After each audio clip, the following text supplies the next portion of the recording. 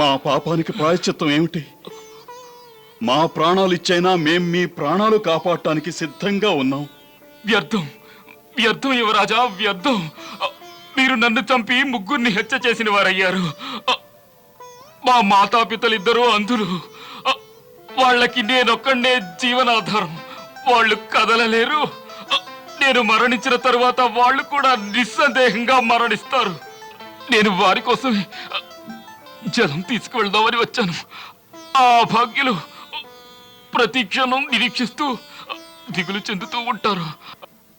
భగవంతుడా, వారి దాహంతో ఉన్న కంఠాలలో నేను ఈ జలం పోయలేకపోతున్నాను. వారికి అంతిమ సేవ చేసే భాగ్యం కలిగితే, వారికి అంతిమ సేవ చేసే భాగ్యం కలిగితే. క్షమించండి, క్షమించండి మునికుమారా, క్షమించండి. నేను క్షమిస్తే ప్రయోజనం లేదు యువరాజా. ఇప్పుడే మీరు మా పితృదేవుల చెత్తకు వెళ్ళండి. వారి సమక్షంలో తమ అపరాధాన్ని అంగీకరించండి. వారే తమని క్షమించగల అర్హులు. లేదంటే వారి క్రోధాగ్నికి మీరు ఆహుతై భస్మం అవుతారు. వారితో ఈ శీతల జలం తక్షణమే తాగించండి. వారితో నా మాటగా చెప్పండి, వారికి సేవలు చేసే అదృష్టం నాకు లేదని. యువరాజా, యువరాజా, ప్రాణాలు పోతున్నాయి. మీరు నా కోరికను మన్నించండి. నా దహన సంస్కారాలు తరువాత గావించండి. ముందు మీరు మా మాతాపితలతో ఈ జలాన్ని తప్పక తాగించండి. మా మాతాపితలతో ఈ జలాన్ని తప్పక తాగించండి. తక్షణమే తాగించండి.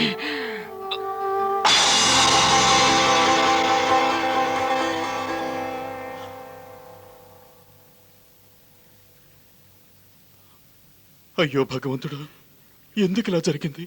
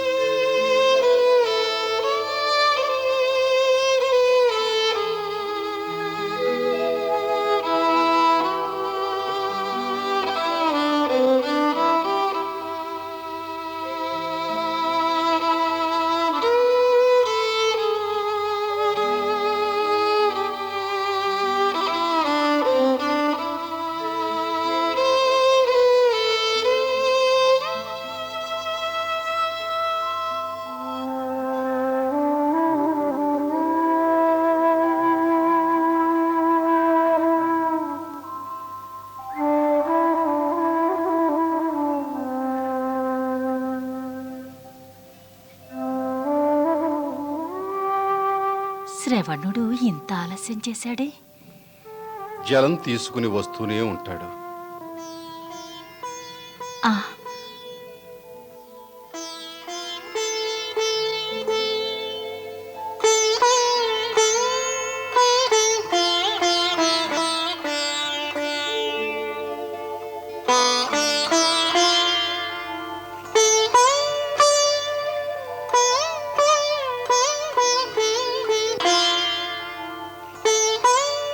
అడుగు వచ్చేశాడు.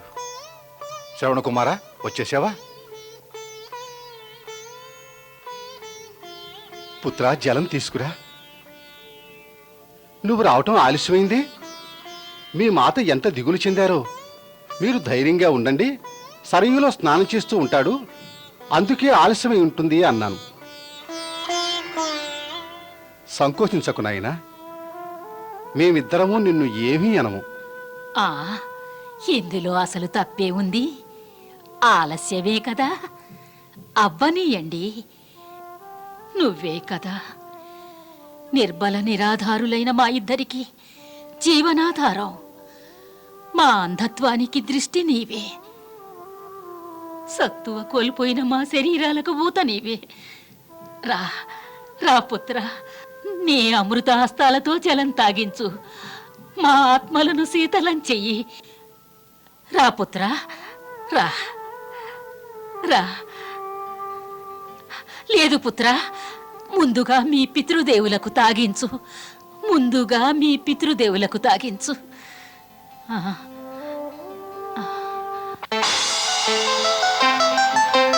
ఎవరు నీవు? నీవు నా పుత్రుడివి కావు. చెప్పు, ఎవరు నీవు? సత్యం వచించారు మహాత్మా. నేను మీ పుత్రుని కాను. అయితే ఎవరు నువ్వు? ఎవరు ఎవరు నీవు? అయోధ్య నగర యువరాజు దశరథుణ్ణి. మా పుత్రుడు శ్రవణుడెక్కడా? చెప్పు, మా పుత్రుడు ఎక్కడా? తమరు జలం తాగండి, వారే పంపారు. లేదు, మేము జలం అతని చేతులతోనే తాగుతాం. వెళ్ళు పుత్రా. మా శ్రవణుడెక్కడున్నప్పటికీ తీసుకురా, అతనికెరింకించు. మీ మాతాపితలు దప్పికతో అలమటిస్తున్నారని వారికి నీ చేతులతో జలం తాగించమని చెప్పు. వెళ్ళు పుత్రా. ఇప్పుడిది అసంభవం మాత. శ్రవణుడు ఇక రాలేడు. రాలేడా? ఎక్కడికి వెళ్ళాడు? లేదు లేదు, ఇది అసత్యం. అతను స్వచ్ఛమైన పితృభక్తుడు. అతనికి ఎవరైనా స్వర్గం ఇస్తామన్నా అతను మమ్మల్ని నిస్సహాయులుగా వదిలి వెళ్ళాడు. శ్రవణుడు నిజంగానే స్వర్గాన్ని అలంకరించాడు. అవును మునీంద్ర, ఇది మా పొరపాటు వల్లే జరిగింది. నీళ్లకుండ నింపుకునే శబ్దాన్ని విని ఏనుగు నీళ్లు తాగే శబ్దం అనుకుని మేము శబ్దభేది బాణాన్ని సంధించాం. అది మీ పుత్రుడికి తగిలి అతను స్వర్గాన్ని అలంకరించాడు. నా శ్రవణుడికి అలా జరగడానికి వీల్లేదు.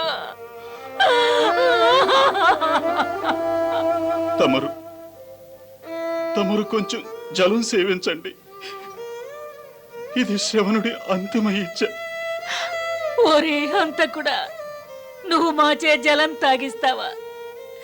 జలం కేవలం పుత్రుడే తాగించగలడు. జీవితంలోనూ మరణంలోనూ శ్రవణ కుమార, ఒంటరి వాళ్లను చేసి వెళ్ళకు నాయన, వెళ్ళకు తండ్రి. నేను నీ వెంట వస్తున్నాను నాయన శ్రవణ కుమార, నేను వస్తున్నాను. శ్రవణ కుమార, శ్రవణ్ వస్తున్నాను. లేదు లేదు లేదు లేదు లేదు లేదు లేదు.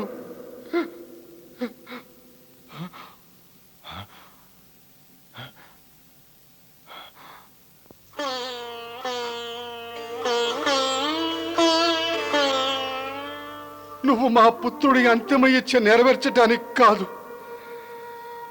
మా పాలిట యముడిలా వచ్చావు. నువ్వు మా పాలిట యముడిలాగే వచ్చావు. నిర్దయుడా, నీ అంబుల పొదిలో ఒకటే బాణం ఉందా? తీయరా రెండవ బాణం, చేల్చరా నా హృదయాన్ని, తీసుకో నా ప్రాణాలు కూడా. క్షమించండి మహాత్మా, క్షమించండి. క్షమించడమా? నిన్ను క్షమించడమా? రే నీచుడా, నిర్దయుడా, నువ్వు ఏ పాపం ఎరుగని ఒక నిర్దోషి మానవునిపై బాణాన్ని ఎక్కుపెట్టి చంపావు. నువ్వు ఒక బాణంతో 3 హత్యలు చేశావు. మా పుత్రుడు మరణించాడు, మా పత్ని మరణించింది. ఇక నేను మాత్రం జీవించి ఏం చేస్తాను? నేను మరణిస్తాను. కానీ దశరథ, నేను నీకు శాపం ఇస్తున్నాను.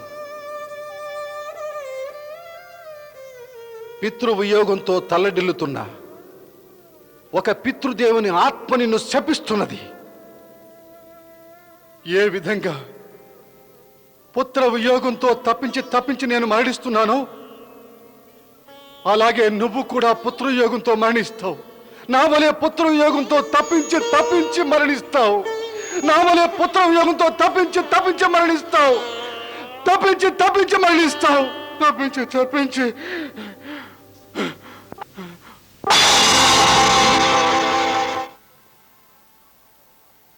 మా వలె పుత్ర వియోగంతో తప్పించి మమ్ము శపిస్తున్నారు. మా వలె పుత్ర వియోగంతో తప్పించి మరణిస్తావు. మమ్ము శపిస్తున్నారు. తప్పించి మరణిస్తావు. అటు చూడండి, ఆ ముని మమ్ము శపిస్తున్నారు. మమ్ము శపిస్తున్నారు.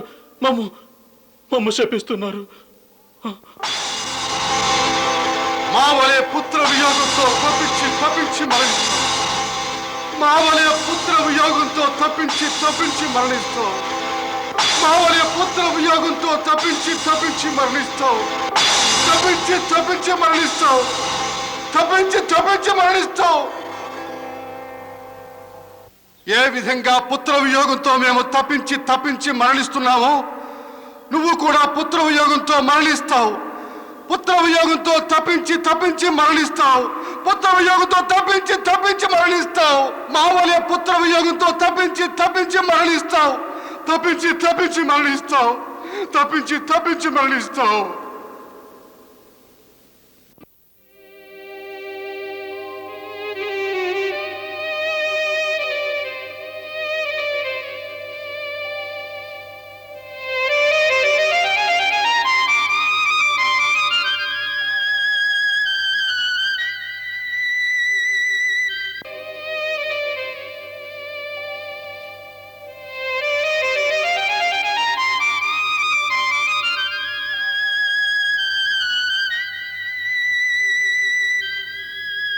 స్వామి స్వామి స్వామి స్వామి స్వామి స్వామి స్వామి స్వామి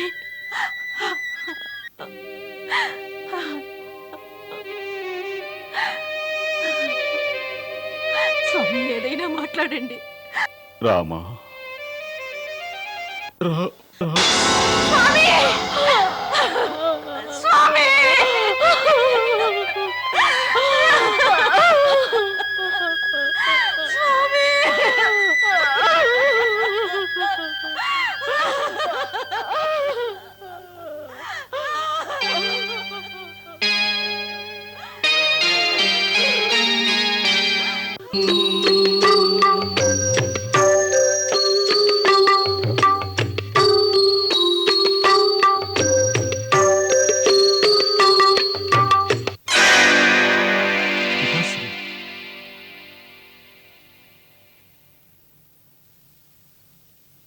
ఏమైనది అగ్రజ? అకస్మాత్తుగా పితాశ్రీ రథం ఆకాశ మార్గంలో దక్షిణ దిశగా వేగంగా వెళ్తున్నట్టు తోచింది. తమరు అయోధ్యని వదిలి వచ్చినప్పటి నుంచి తమరి ధ్యానం పితాశ్రీ గారి మీదే ఉంది. అందుచేత మీకు అలా తోచి ఉండవచ్చు. అంతే అయి ఉండవచ్చు. భగవంతుడు వారికి దీర్ఘాయువు ప్రసాదించుగాక.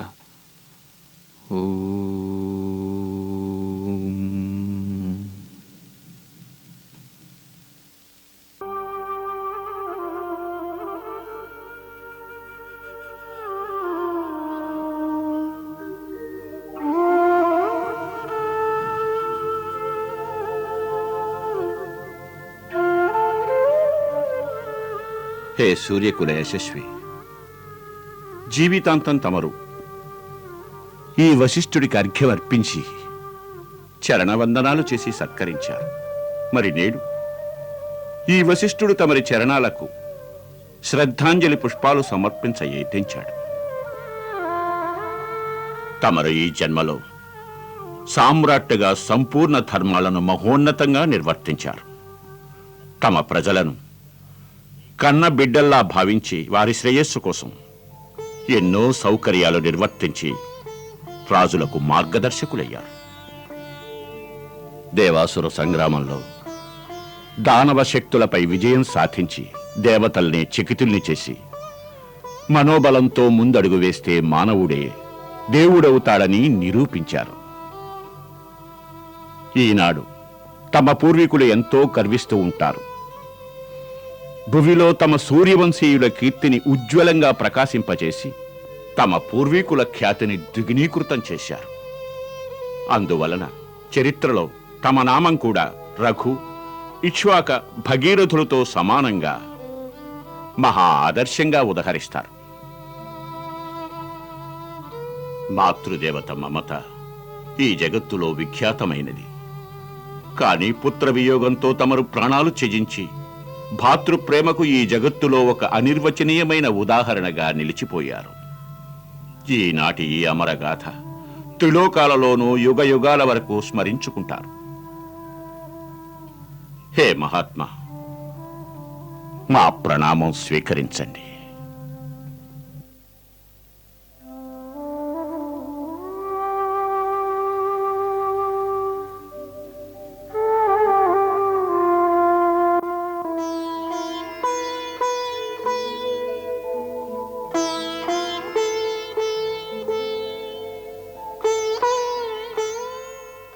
మహారాజా, నేను తమ అధీనంలో ఉన్న సర్వరాజ్యాధికారులు, సామంతులు, రాజులందరి వైపు నుండి తమ చరణాలకు పుష్పాంజలి సమర్పిస్తున్నాను.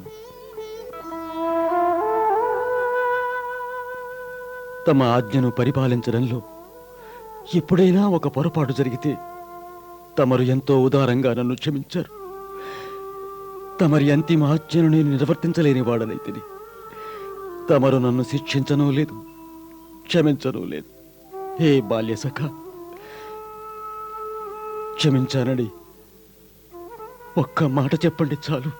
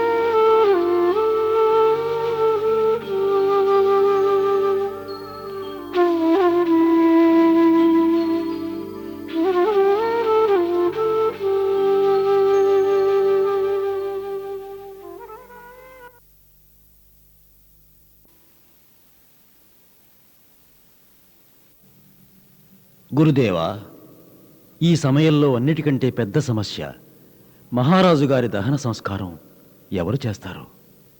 శాస్త్రాలలో ఉదహరించిన విధంగా పుత్రునికై పితృదేవుని అంతిమ సంస్కారాలు చేయడానికి అధికారం ఉంది. మహా తేజస్సులైన నలుగురు పుత్రులతో ఈ ధరిత్రిపై విరాజిల్లిన ఇలాంటి పుణ్యాత్ముడికి దహన సంస్కారాలు ఏ ఒక్క పుత్రుడు చెంతలేకుండా చేయడం సముచితం కాదు. ప్రస్తుతం ఆ నలుగురు పుత్రుల్లో ఏ ఒక్కరూ ఇప్పుడు ఇక్కడ లేరు. శ్రీరామ లక్ష్మణులు వనాలలో ఉన్నారు. రాకుమారులు భరత శత్రుఘ్నులు కూడా బహుదూరంలో కైకేయి దేశంలో ఉన్నారు. సందేశం ఇచ్చి పిలిపించడానికి కూడా సమయం చాలదు. అప్పటి వరకు మహారాజు గారి దేహాన్ని ఉంచడం సముచితమేనా? నిస్సందేహంగా సముచితమే. మహారాజుల వారు ప్రతాపవంతులే కాక ధర్మపరాయణులు. అటువంటి వారికి తన పుత్రుని ద్వారా చేరవలసిన అగ్నిదానం, పిండదానం దక్కకుండా వంచడం న్యాయం కాదు.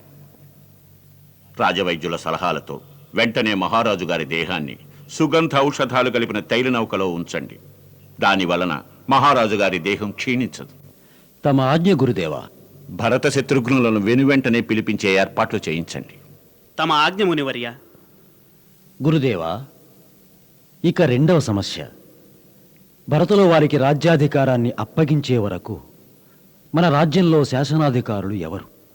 ఏ విధంగా తండ్రి ఆశ్రయం కోల్పోయిన పుత్రులు నిరాశ్రయులై నీచకార్యాలు చేయడానికి తెగిస్తారో అదేవిధంగా రాజు లేనందువలన ప్రజలు అరాచకాలు చేస్తారు. న్యాయబద్ధంగా ప్రజలను శాసించే అధికారి లేనందువలన అపరాధులు పెరిగిపోతారు. ఏ రాజ్యంలో అరాచకాలు జరుగుతాయో ఆ రాజ్యంలో ప్రజలు ధైర్యంగా ఉండలేరు. అదేవిధంగా దూరదేశాలకేగి వర్తకం చేసుకునేవారు సంతోషంగా యాత్రలు చేయలేరు. రాజు లేకుండా న్యాయాన్యాయాలు నిర్ణయించే విభాగం ఎవరు నిర్వర్తిస్తారు? న్యాయం ఎలా జరుగుతుంది?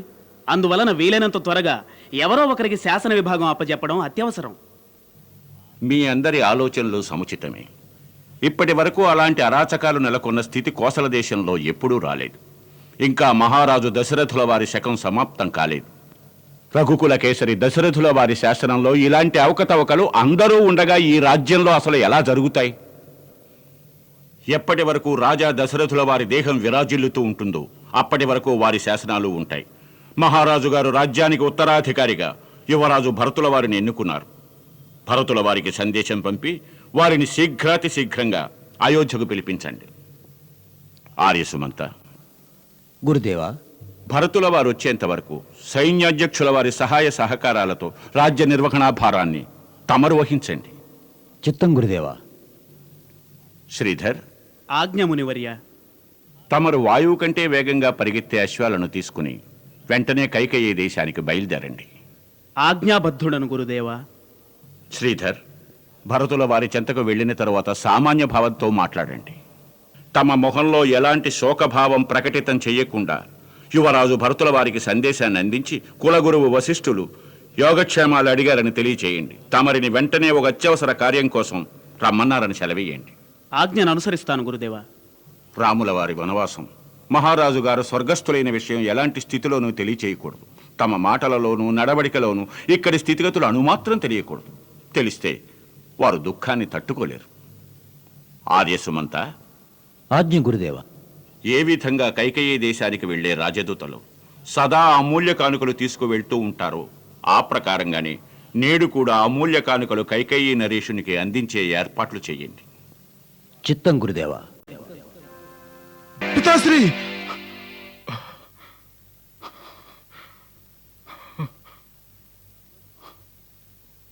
ఏమైనది అగ్రజ?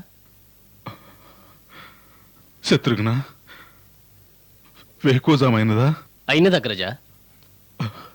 శాస్త్రానుసారం వేకువ స్వప్నం నిజం అవుతుంది. నేటి వరకు అగ్రజులు రాముల వారి గురించి దుస్వప్నాలు వచ్చాయి. కానీ నేడు మన పితాశ్రీ గురించి దుస్వప్నం వచ్చింది. ఏం స్వప్నం వచ్చింది పితాశ్రీ గురించి? ఎలా చెప్పను? పితాశ్రీ శిరస్సు మీద మకుటం లేదు. వారి కురులు చెదిరి ఉన్నాయి. ఒక ఎత్తైన శిఖరం మీద నుంచి బురదతో నిండిన అగాధంలో పడ్డారు. వారు తద్దినం భోజనం తిన్నారు. తదనంతరం వారి శిరస్సును వంచి పలుమార్లు తైలంలో ముంచుతున్నారు. మళ్ళీ మరో స్వప్నం వచ్చింది. సాగరాలు ఎండిపోయాయి. చంద్రుడు తునాతునకలైపోయాడు. నలువైపులా అంధకారం. పర్వతాలు బ్రద్దలయ్యాయి. వాటి నుంచి జ్వాలలు రేగాయి. మన పితాశ్రీ ఎర్రని హారం ధరించారు. ఎర్రచందనం రాసుకుని గార్ధవ రథం మీద దక్షిణ దిశగా సాగుతున్నారు. రిపుదమన, పితాశ్రీ నా విధంగా తలుచుకుంటే మా మనసు భయంతో గజగజలాడుతోంది. ఏదో విపరీతం తప్పకుండా జరిగే ఉంటుంది. రాజకుమారులకు జయము. ఒక దూత అయోధ్య నుంచి ఏదో సందేశం తీసుకొచ్చారు. తక్షణమే దర్శనం కోరుతున్నారు. చూసావా, మా సందేహం నిజమైంది. అయోధ్య నుంచి ఏదో సందేశం వచ్చింది.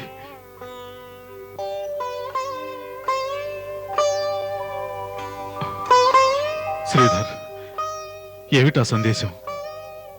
త్వరగా చెప్పండి. తమరిని తక్షణం అయోధ్యకు తరలి రమ్మన్నారు. అందరూ కుశలమే కదా? పితాశ్రీ, మాతలు, రామలక్ష్మణులు కుశలమేనా? ఏమిటి అత్యవసర సందేశం? గురుదేవులు వశిష్ఠుల వారి ఆదేశం తమరు తక్షణం అయోధ్యకు రావాలని. అలాగే. శత్రుఘ్న, పద, తాతగారు అనుమతి తీసుకుందాం. అయోధ్య కులగురువులు వశిష్ఠులు అత్యవసర సందేశం పంపిన తరువాత ఇంకా తమరిని ఉండమని కోరడం న్యాయం కాదు. యుధాజిత్, వత్స, కుమారులకు వీడ్కోలు ఇవ్వడానికి ఘనంగా ఏర్పాట్లు చేయండి. తమ ఆజ్ఞ పితాశ్రీ. తాతగారు, ఎలాంటి సన్నాహాలు చేయనవసరం లేదు. మేము వెళ్ళేందుకు అనుజ్ఞ ఇవ్వండి. సుఖీ భవ. ఆయుష్మాన్ భవ, చిరంజీవ.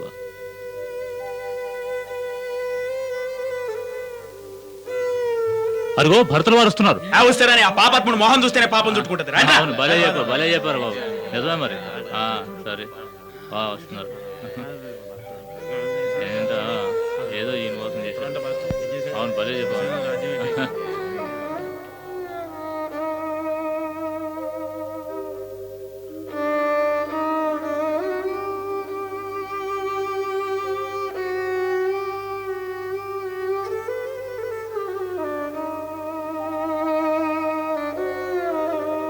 ఏమిటి వింత శత్రుఘ్న?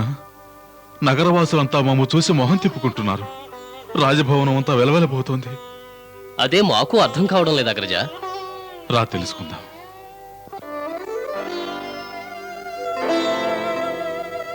రాణి, హారతి సిద్ధం చెయ్యండి రాణి. తమ పుత్రుడు అయోధ్యారాజు భరతుల వారు రాజభవనంలోకి ప్రవేశిస్తున్నారు. నియమానుసారం ముందుగా పితృదేవుల దర్శనం కోసం వెళ్తారు. అక్కడికి వెళితే దుఃఖితులవుతారు. అందుకని నేను వారిని సరాసరి ఇక్కడికే తీసుకొస్తాను. హారతి సిద్ధం చెయ్యండి రాణి, హారతి సిద్ధం చెయ్యండి.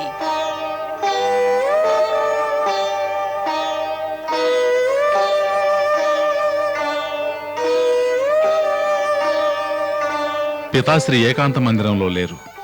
ఎక్కడున్నారో చెప్పగలవా? యువరాజా, యువరాజా వచ్చేసారా? సుఖీ బాబా, కలకాలం చల్లగా ఉండండి. పదండి, మీ మాతృశ్రీ పిలుస్తున్నారు. వారు తమరిని చూడాలని తాతాలాడుతున్నారు. ముందుగా మేము పితాశ్రీని దర్శించాలి.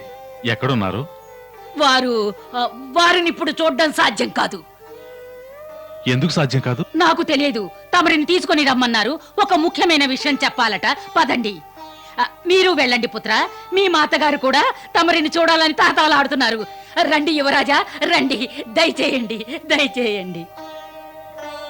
ఏమై ఉంటుంది? రండి, రండి. దయచేయండి, దయచేయండి యువరాజా. దయచేయండి.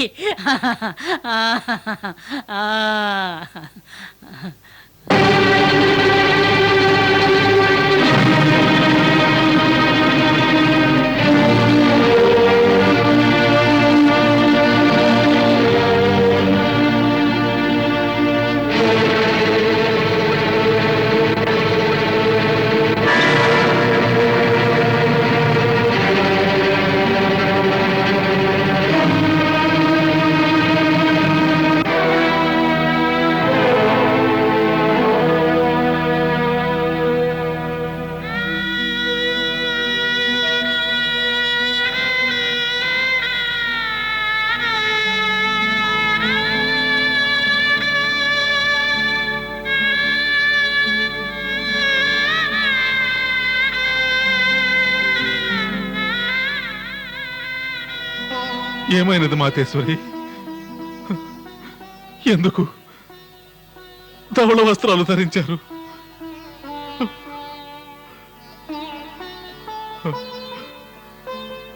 తమ ఆభరణాలు ఏమయ్యాయి? మీ నుదుట సింధూరం లేదు. ఏమైంది మాతేశ్వరి? మహారాజు గారు మీ మందిరంలో కూడా లేరు. రాజభవనం అంతా వైరాగ్యంగా ఉంది. ఎక్కడ మహారాజు గారు? ఎక్కడ మా పితాశ్రీ గారు? చెప్పండి మాతేశ్వరి, ఎక్కడ పితాశ్రీ? పుత్ర, ఈ లోకంలో జన్మించిన ప్రతి ఒక్కరూ ఏదో ఒకనాడు ఈ లోకాన్ని త్యజించక తప్పదు. ప్రాణాలు శాశ్వతం కావు. ఎంతటి ధర్మాత్ముడైనా గిట్టవలసిందే. ఆ రీతిని మనము అవలంబించాలి. మీ పితాశ్రీ కూడా ఆ పరమ ధర్మాన్ని అనుసరించారు.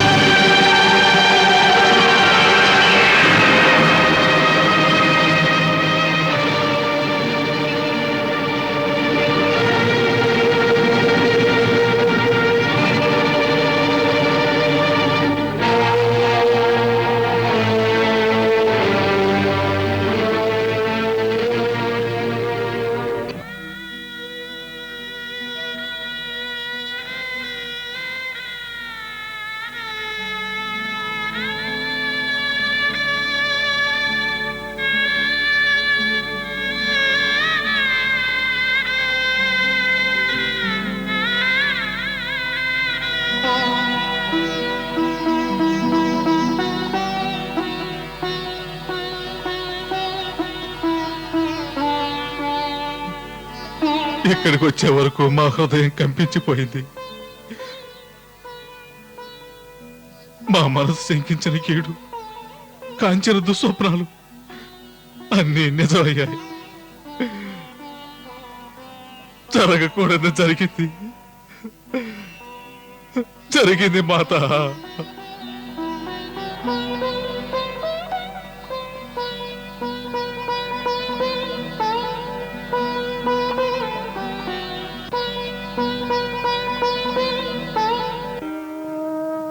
ధైర్యం వహించు పుత్రా.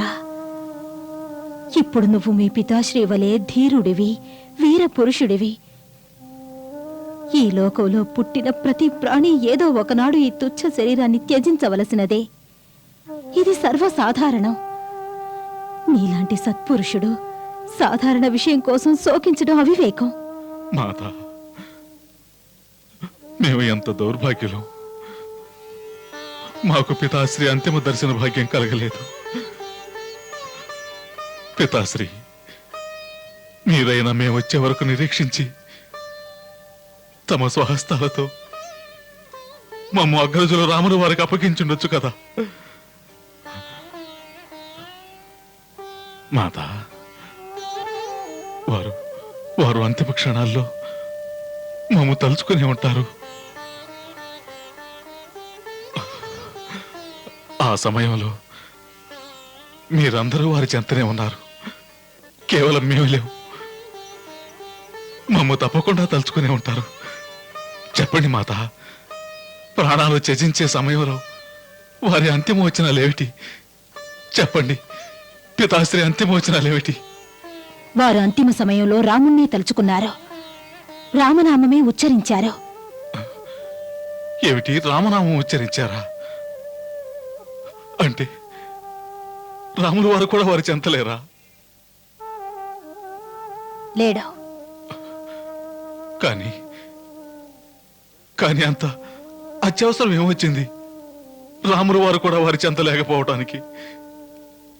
మీరు వారి చెంతనే ఉన్నారా? లేను. వారు మహారాణి కౌసల్య సన్నిధిలోనే తమ ప్రాణాలు త్యజించారు. ఏమిటి, మాతా కౌసల్య వారి మందిరంలో ప్రాణాలు త్యజించారా? ఆ సమయంలో మా అగ్రజులు ఎక్కడున్నారు? వనవాసంలో. వనవాసమా?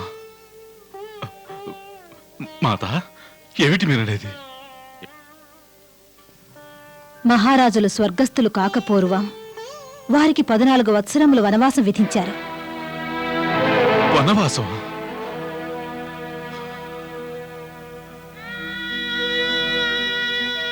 అగ్రజుల వారికి వనవాసమా?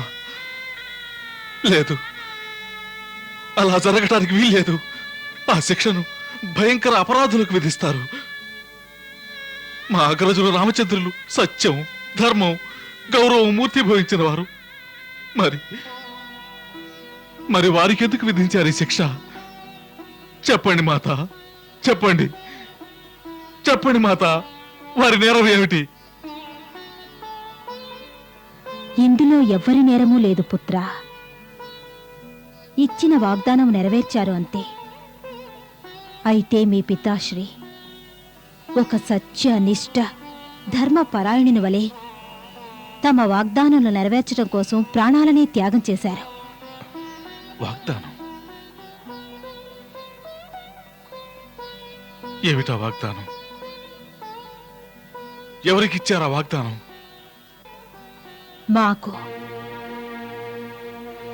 తమరికా? ఏం వాగ్దానం ఇచ్చారు తమరికి? అది ఒక పెద్ద కథ నాయనా. తరువాత విందువుగాని. నువ్వు ప్రయాణం చేసి అలసిపోయి వచ్చావు. వెళ్ళి విశ్రాంతి తీసుకో. చాలా కర్తవ్యాలు నిర్వర్తించవలసి ఉంది. మీ పితాశ్రీ అంతిమ సంస్కారాలు చెయ్యాలి. అయోధ్య రాజ్యభారాన్ని నిర్వహించాలి. రాజైనవాడు పసిబిడ్డవలే విలిపించటం శోభనీయం కాదు.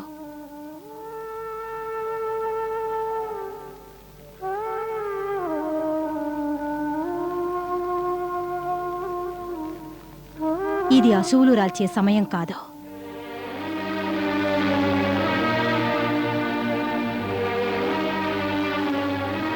ఇప్పుడు నువ్వు నీ కర్తవ్యాన్ని గురించి యోచించాలి. మీరు నిజం వచించారు మాత. ఇది అసురువులు రాల్చే సమయం కాదు. మాకో సందేహం. అసలు ఈ రాజభవనంలోనే ఏదో భయంకరమైన కుతంత్రం జరిగింది. ఏదో దుష్టశక్తి మా వంశాన్ని సర్వనాశనం చేయాలని సుఖశాంతులు నిండిన మా జీవితాల్లో విషం నూరిపోసింది. మా మొదటి కర్తవ్యం ఏమిటంటే ఈ కుతంత్రం జరిపింది ఎవరో తెలుసుకొని మహానుభావుడైన మా పితాశ్రీని హత్య గావించిన ఆ నీచుణ్ణి, మా అగ్రజుణ్ణి దేశ బహిష్కరణ గావించిన ఆ ద్రోహిని, ప్రేమకు నిలయమైన మా కుటుంబంలో కుట్లత్వాన్ని నింపిన ఆ దుష్టుణ్ణి ప్రాణాలతో ఏనాటికి వదిలేది లేదు. ప్రాణాలతో వదిలేది లేదు. అయితే నువ్వు మరణదండన విధిస్తావా? నిస్సందేహంగా కాలయముడే అయినా సరే విధించి తీరుతాను. అయితే నువ్వు ఆ దండన మాకు విధించాల్సి ఉంటుంది.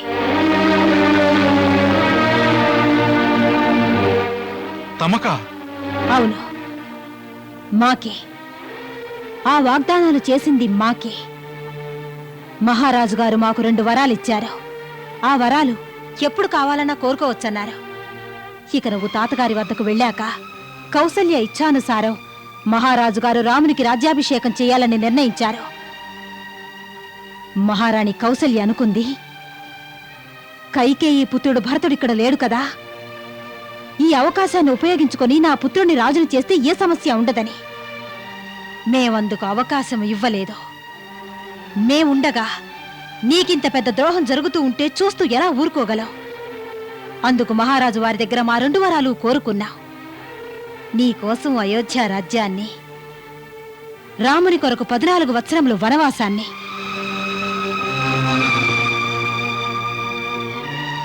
మేము నీ మార్గాన్ని పూర్తిగా నిష్కంటకం చేశాం. పాపం మందరొక్కతే ఈ విషయంలో మాకు పూర్తిగా సహకరించింది. అసలు తనే ఈ ఆలోచనను వెల్లడించి నిద్రిస్తున్న మమ్ము జాగృతం చేసింది. సవ్యంగా అన్ని విషయాలు మేము నిర్వర్తించాం. రామునితో సీత, లక్ష్మణులు కూడా మాకు కష్టమివ్వకుండా వెళ్ళిపోయారు. ఈ కార్యక్రమం మొత్తం చాలా సుగమంగా జరిగింది. కాని విధాత ఒక చిన్న విఘ్నాన్ని కల్పించాడు. మహారాజుగారు రాముని వియోగంలో స్వర్గస్థులయ్యారు.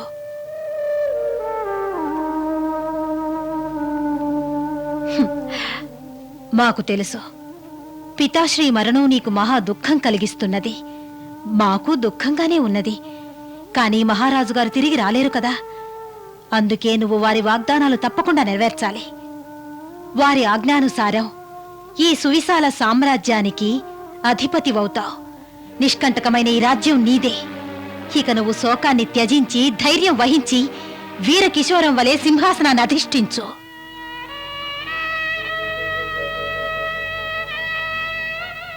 పుత్ర, ఒక సాధారణ మనిషి ఇలాంటి పరిస్థితిలో శోకించడం సహజమే. కానీ నువ్వు సాధారణ వ్యక్తివి కావే. నువ్వు సత్యసంధుడివి, సదాచారివి. నీ మేధస్సు వేదాలను అవగాహన చేసుకున్నటువంటిది. ఈ సమయంలో నీవు రాజు యొక్క కర్తవ్యం నిర్వర్తించాలి.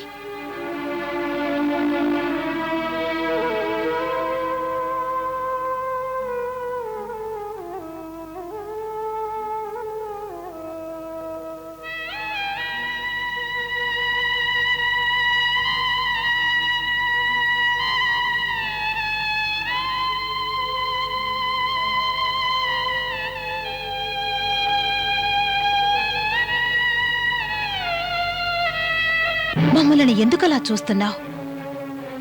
మేము ఏమి చేసినా నీకు మేలు జరగాలని ఆశించే చేశావు. నువ్వు మాకు మేలు చేయలేదు. నువ్వు మమ్మల్ని సర్వనాశనం చేశావు. నువ్వు చేసిన కుటిలతో మమ్ము రఘుకులంలో కళంకితుడిగా నిలబెట్టింది. పాపాత్మురాలా, కులఘాతకి, ఈనాడు నన్ను ఇలా అగాధంలో తోయటం కంటే నేను పుట్టినప్పుడే నన్ను నీ చేతులతో కసిదీరా చంపుంటే నాకు ఈనాడు ఈ నికృష్టపు మరణం తప్పుండేది. మా భాగ్యరేఖ ఎంత విచిత్రమైనది. రఘుకులం లాంటి ఉజ్వల వంశంలో జన్మించాం. అత్యంత పరాక్రముడు, నిష్ఠాగరిష్ఠుడు, ధర్మాత్ముడైన దశరథుని లాంటి తండ్రిని పొందాం. సర్వలోకాలు కీర్తిస్తున్న శ్రీరామచంద్రుని సోదరునిగా జన్మించాం. కానీ నీలాంటి పాపాత్మురాలు, కులఘాతికైన నీచురాలి మాతృగర్భం నుంచి జన్మించాను కదే.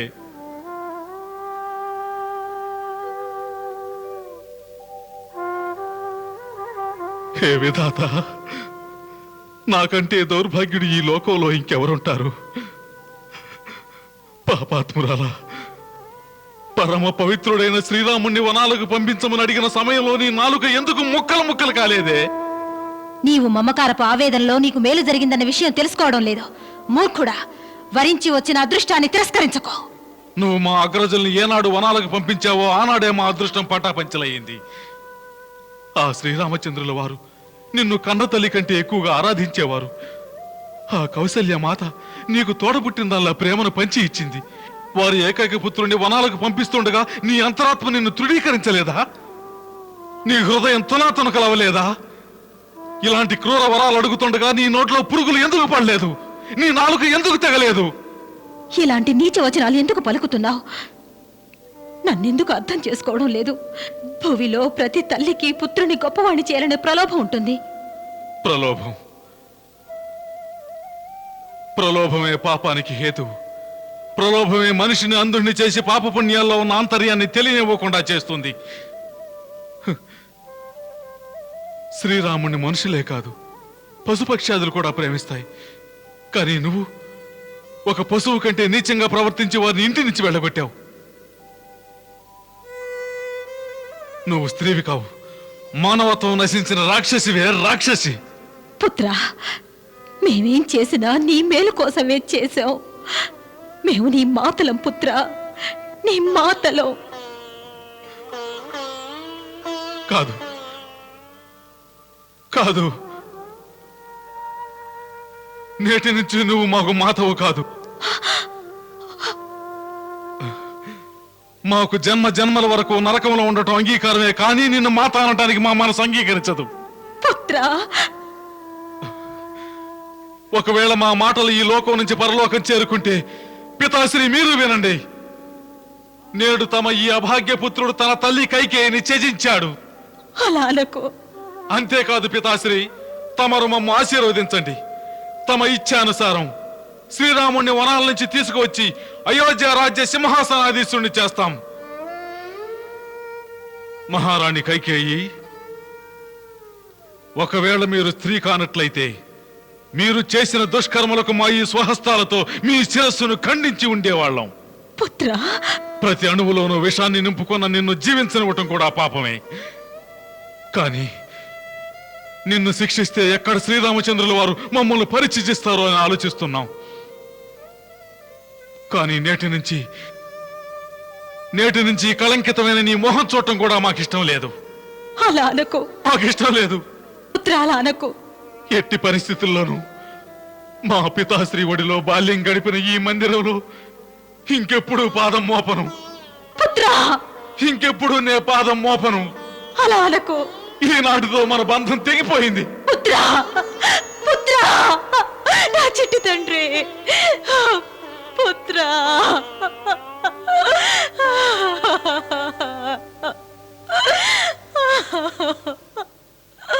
నా బంగారు తండ్రి,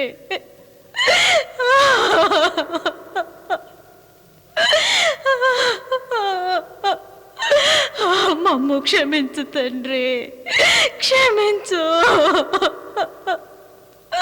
ఆర్యసుమంత, భరతుల వారు వేంచేశారు. అందువలన మహారాజు గారి మృతదేహాన్ని తైలం నుండి వెలుపలికి తీసి అంతిమ యాత్రకు తగు రీతిగా అలంకరించండి. భరతుల వారు నేరుగా తమ మాత చెంతకు వెళ్ళడం మంచిదే అయింది. లేదంటే ఈ స్థితిలో తమ పితాశ్రీని చూసి తట్టుకోలేకపోయేవారు. మీరు ఏర్పాట్లు జాగ్రత్తగా చూడండి. భరతుల వారి చెంతకు వెళ్ళి వారిని ఓదారుస్తాం. తమ ఆద్య గురుదేవా.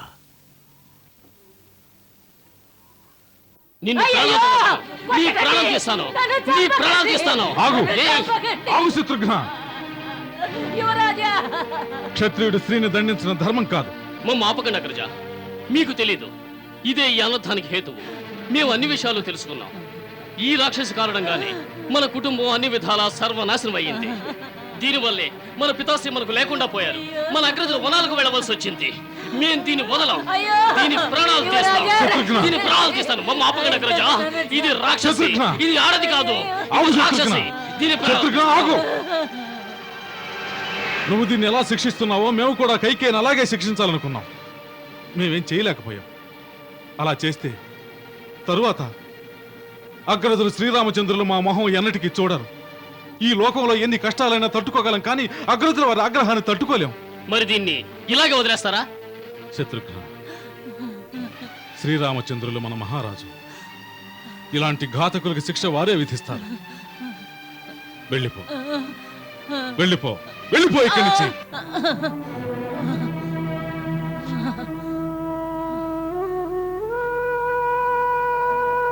శత్రుఘ్న,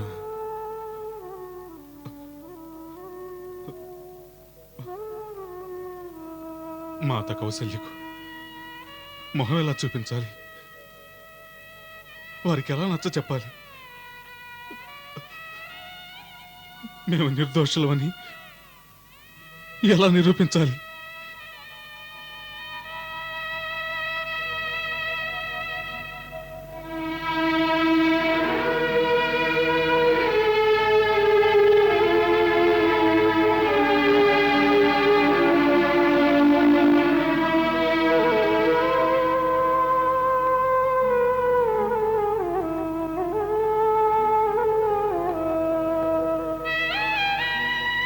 మాత, మాత,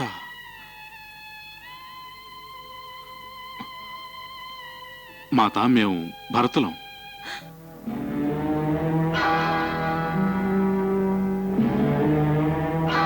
భరత, భరత, భరత, వచ్చావా పుత్ర? మేము నీ రాక కోసమే ఎదురు చూస్తున్నాం. ఇక్కడ మా మాట ఎవరూ వినడం లేదు. మమ్మను మా రాముని చెంతకి ఎవరూ తీసుకెళ్ళడం లేదు. ఇక ఇప్పుడు నువ్వు రాజువయ్యావు కదా, మా ప్రార్థన మన్నించి నీ వారికి ఆజ్ఞనివ్వు. మా రాముడు ఇల్లు వదిలి వెళ్ళాడు. మమ్మను కూడా అతని చెంతకొచ్చేయచ్చు. మాత, తమరు కూడా రాముని వెతుక్కుంటూ వెళితే భరతుడు ఎవరి ఒళ్ళో పడుకొని ఏడుస్తాడు. భరత, మాత, కేవలం రాముడు ఒక్కడే తమ పుత్రుడా? అలా అనకు పుత్ర. భరతుడు కాడా? మేము అసలు తమ చెంతకు వచ్చినదే తమరు వాత్సల్యంతో ఓదారుస్తారని. మాత, గాయపడిన మా ఆత్మకు తమ చల్లని నీడలో ఆశ్రయం ఇస్తారని. మీరు మీరు మమ్మల్ని పుత్ర ప్రేమతో ఆదరించడం లేదు. అంత మాట అనుకు పుత్ర. మాకు ఈ దండన సరైంది. మాత, మేము ఒకే ఒక పాపం చేశాం. ఏమిటంటే కైకేయి గర్భాన్ని జనించాం. ఆ దోషం భగవంతుడిదే కానీ నాది కాదు మాత. భగవంతుడు ఈ లోకంలో కైకేయి లాంటి క్రూర నారికి ఎందుకు జన్మనిచ్చాడు? అలా జన్మనిచ్చి ఉంటే దాన్ని గొడ్రాలిగా ఎందుకు చేయలేదు? అలా చేసి ఉంటే మా వంటి కళంకుడు జన్మించేవాడే కాదు. మాత, రామచంద్రులు వనాలకు వెళ్లారని దుఃఖం కంటే మాకు అధిక దుఃఖం కలిగిస్తున్నది. నేడు తమరు తమ భరతుని సందేహిస్తున్నందుకు తమకు ఎలా విశ్వాసం కలిగించగలం? మేం దేవుని మీద ప్రమాణం చేసి చెప్తున్నాం. ఇక్కడ జరిగిన కుతంత్రంలో మా సహకారం లేసి మాత్రమైనా లేదు. అలా ఉండి ఉంటే గురువుల వద్ద అభ్యసించిన మా విద్యలన్నీ వ్యర్థమొగ్గాక, ఈ లోకంలో ఉన్న సమస్త పాపులందరి శిక్షలు నాకే విధించబడుగాక. మాత, తమరు దేవతా సమానులు. మమ్ము విశ్వసించండి. మా అగ్రజులు సందేహించినా మేము తట్టుకోగలం, కానీ మీరు సందేహిస్తే తట్టుకోలేం. మాత, బాల్యం నుంచి తమరి ఒడిలో ఆదరణ పొందగలిగాం. మరి నేడు ఆ ఒడిలో మాకు స్థానం లేదంటే ఆ జీవితం గడపటం కంటే మరణించడమే మేలు. వద్దు పుత్ర, ఇలాంటి కఠిన వాక్కులతో నువ్వు ఇంకా మా దుఃఖాన్ని అధికం చెయ్యకు. ఒక పుత్రుడు వనాలకు వెళ్ళాడు, ఇంకొకడు ఈ విధంగా మరణిస్తానంటుంటే మాత తన దౌర్భాగ్యం ఎవరితో చెప్పుకుంటుంది? ఏ ఆశతో జీవిస్తుంది? నిన్ను చూస్తుంటే సాక్షాత్తు మా రాముణ్ణి చూసినంత ఆనందం కలుగుతుంది. మేము ఆ మాటలన్నది నిన్ను సందేహించి కాదు పుత్ర, మాకు నీ మీద కించిత్ సందేహం లేదు. ప్రతి కన్న తల్లి ఆత్మ సదా తన పుత్రుల గురించే చింతిస్తూ ఉంటుంది. ఒక పుత్రుడు ఎలాగో పితృదేవుని ఆజ్ఞానుసారం రాజ్యం వెళతాడు. అయితే మా ఆత్మ వనవాసం చేస్తున్న పుత్రుని గురించేగా తప్పిస్తుంది. అందుకనే నీ రాక కోసం నిరీక్షిస్తున్నాం పుత్ర, నిరీక్షిస్తున్నాం. మా రాముడు ఎలాగో మమ్మ వనాలకు తన వెంట తీసుకెళ్ళలేదు. నువ్వు మా ఆజ్ఞ అవశ్యం నిర్వర్తిస్తావని, మమ్మ వనాలకు పంపుతావని మేము కొండంత ఆశతో నీ కోసమే ఎదురు చూస్తున్నాం పుత్ర. మేము తమని వనాలకు పంపించలేం మాత. తక్షణం వనాల్లో ఉన్న వారిని తమరి పాదాల చెంతకు తీసుకుని వస్తాం.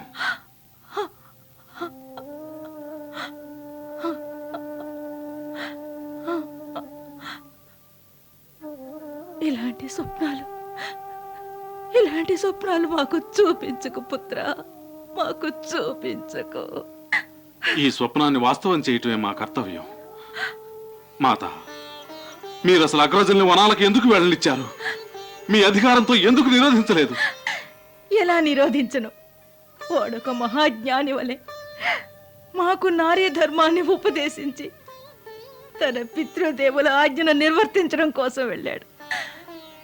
లేసి మాత్రం దుఃఖం కూడా ఆ మొహంలో కనిపించలేదు. తన వస్త్రాలు, ఆభరణాలు, రాజభోగాలు, ఈ సామ్రాజ్యాన్ని త్యజించాడు. ధరించి వదిలేసిన పాత వస్త్రాలు త్యజించినట్లు సీత ధర్మపత్ని ధర్మాన్ని నిర్వర్తించడానికి తన పతితో వెళ్ళింది. లక్ష్మణుడు తన అగ్రజునికి సేవలు చేయడానికి రామునితో వెళ్ళాడు. అందరూ తమ తమ ధర్మాలను నిర్వర్తించారు. మాదెంత పాషాణ హృదయమో చూడు. 2 పుత్రులు వెళ్ళారు, కోడలు వెళ్ళింది. వాళ్ళందరూ వెళ్ళడం చూసి కూడా తుచ్చమైన మా ప్రాణాలు వారిని అనుసరించలేదు. పుత్ర వాత్సల్య ధర్మాన్ని మహారాజు గారు నిర్వర్తించారు. మహారాజు గారు వాడున్నంత వరకు జీవించారు. వాడు వెళ్ళగానే మహారాజు గారు కూడా వెళ్ళిపోయారు, తమ ప్రాణాలను త్యజించారు.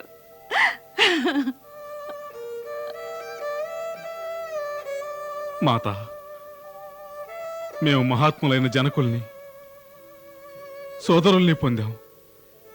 మీ వంటి మాత గర్భమును జనించే భాగ్యం కలగలేదు. కైకేయి సుతుడనై కళంకితుడనయ్యాను. అసలు నేను మీ గర్భాన జనించి ఉంటే నాకు ఈ కళంకం ఆపాదించబడేదే కాదు. జనన మరణాలు మన ఇచ్ఛానుసారం జరగవు పుత్ర, అవి ముందే నిర్ణయింపబడతాయి. దానినే మనం విధి అంటాం. మనందరం ఆ విధి చేతిలో తోలుబొమ్మలవై ఆడుతూ ఉంటాం. ఆ విధి ఏం చేసినా మన కర్మానుసారం చేస్తాడు. అందులో పాపం కైకేయి నేరమేమీ లేదు. మాత, తమలాంటి ఉదారులు ఈ లోకంలో ఎంతమంది ఉంటారు? ప్రస్తుతం ప్రజలందరూ నేనే ఈ అనర్థానికి హేతువుని నిందలు వేస్తున్నారు. ఆ ద్రోహి భరతుడే రాజు కావాలని కుతంత్రాలు పన్నాడంటున్నారు. లేదు లేదు, చంద్రుడు అగ్నివర్షం కురిపించవచ్చు, అమృతం హాలాహలం కావచ్చు, కానీ మా భరతుడు రాముడికి ద్రోహం చేయలేడు. మేమే అందుకు సాక్ష్యం. ఆ సాక్ష్యం మేమిస్తాం ఈ లోకానికి. సూర్యకాంతికి సాక్ష్యం ఆవశ్యకత ఉండదు మహారాణి కౌసల్య. దాని ప్రకాశమే దానికి సాక్ష్యం. అదే విధంగా భరత, నీవు ధర్మావతారుడివి. ఏ విధంగా సూర్యుడున్న చోట అంధకారం ఉండదో అదే విధంగా మీ కర్మలు కూడా ధర్మవిరుద్ధంగా ఉండవు. మీరేం చేసినా అది ధర్మానికి ప్రతిరూపంగా ఉంటుంది. గురుదేవా, గురుదేవా,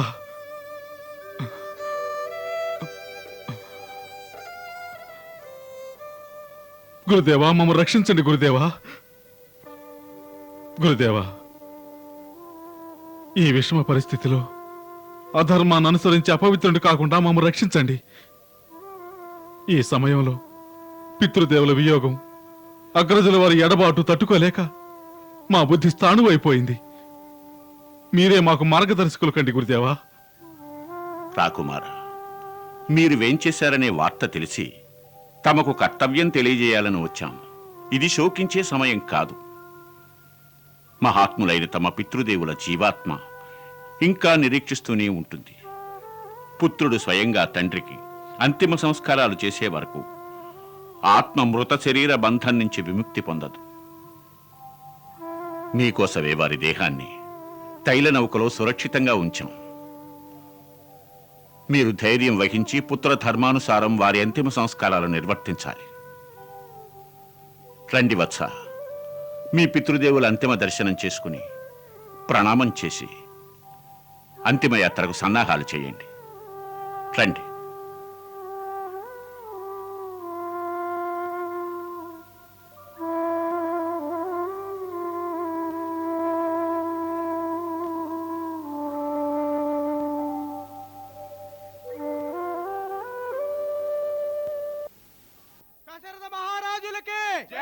దశరథ మహారాజులకి, దశరథ మహారాజులకి, అయోధ్య చక్రవర్తికి, అయోధ్య చక్రవర్తికి, దశరథ మహారాజులకి, అయోధ్య చక్రవర్తికి, దశరథ మహారాజులకి, అయోధ్య చక్రవర్తికి, అయోధ్య చక్రవర్తికి.